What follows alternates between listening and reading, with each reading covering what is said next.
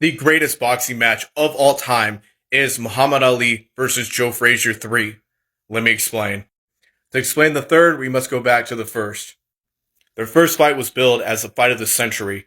Having in Madison Square Garden, both men were undefeated, and the fight lived up to the hype, going all 15 rounds, and even being decided in the 15th. Early in the 15th round, Joe Frazier would clip Muhammad Ali on his chin, knocking him to the ground and giving him the unanimous victory by decision. 3 years later, the two would meet in the sequel, with Muhammad Ali having his revenge, beating Joe Frazier by unanimous decision. 1 year later, the rubber match would be set, with Joe Frazier versus Muhammad Ali 3, the greatest boxing match of all time.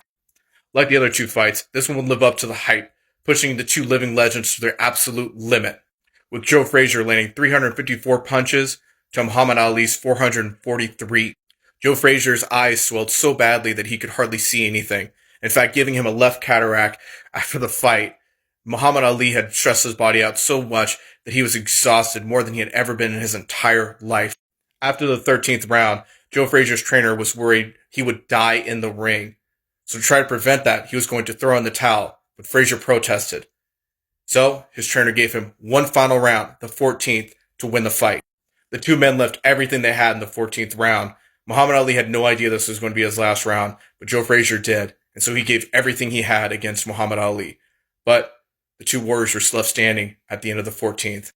Frazier's trainer made good on his word, threw in the towel, and Muhammad Ali was named the victor, raising his hands and then falling to his back as he was so exhausted he couldn't even stand. Ali would say after the fight, "Joe Frazier, I'll tell the world right now, brings out the best in me. I'm going to tell you, that's one hell of a man, and God bless him. Joe Frazier is the greatest fighter in the world, next to me."